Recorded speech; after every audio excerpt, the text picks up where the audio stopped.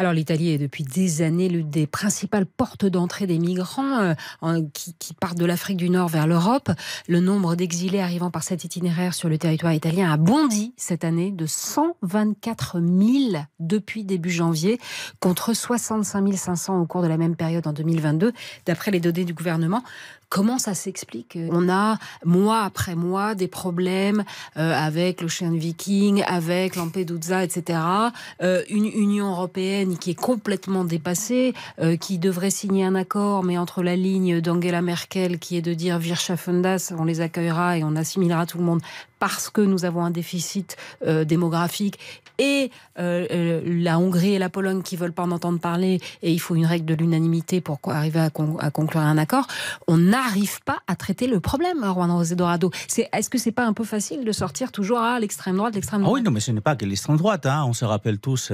Déjà, j'ai cette image de Lampedusa où je vois au début du pontificat du pape François, il va à Lampedusa justement voir les migrés, laver les pieds des migrants qui sont là-bas. L'Union européenne a essayé de trouver des solutions, mais qu'est-ce qu'elle a trouvé ? Tout simplement, elle a sorti sa carte de crédit, elle a commencé à payer. D'abord, ça a été la Turquie, puis ça a été le Maroc. Maintenant, c'est la Tunisie. Mais la réalité, c'est que autant on a réussi plus ou moins à contenir l'immigration qui venait via la Turquie ou encore via le Maroc, mais ça a coûté énormément d'argent. Mais le cri des Italiens, comme disait Paola, n'est pas nouveau. Ça fait des années et des années qu'on entend les Italiens et les Grecs. Mais c'est vrai qu'aujourd'hui, c'est surtout Lampedusa.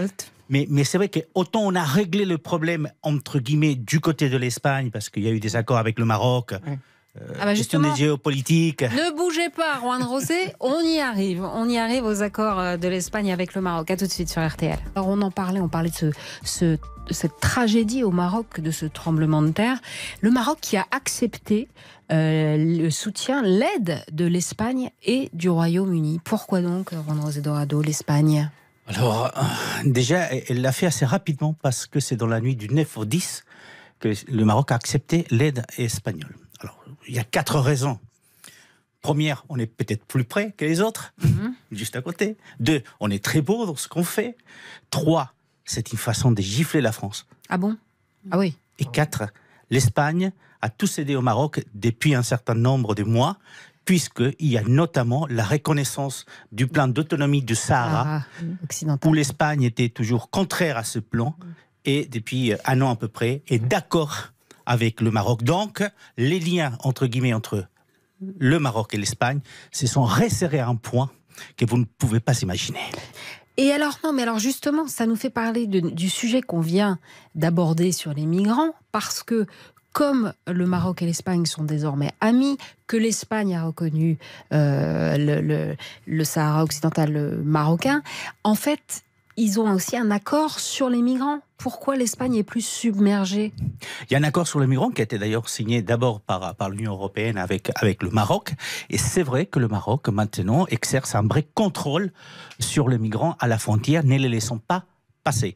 À un moment donné, il y a eu un différend entre l'Espagne et le Maroc, et ils ont ouvert les portes, et on a un week-end, près des 4000 migrants ont traversé la frontière et ont envahi, entre guillemets, j'aime pas le mot, Ceuta et Melilla. Ils ont pris d'assaut. Ils ont pris d'assaut Ceuta et Melilla. Dès que l'accord a été, l'accord entre l'Espagne et le Maroc est redevenu une relation plus normale, c'est fini. Donc, le Maroc joue ce double jeu. D'un côté, joue avec les migrants, joue avec l'Espagne, et dans cette affaire de tremblement de terre, c'est vrai aussi qu'elle prend sa vengeance, entre guillemets, par rapport à la France, ne faisant pas appel à elle, sachant que la France a toujours été le premier allié du Maroc au sein de l'Union européenne.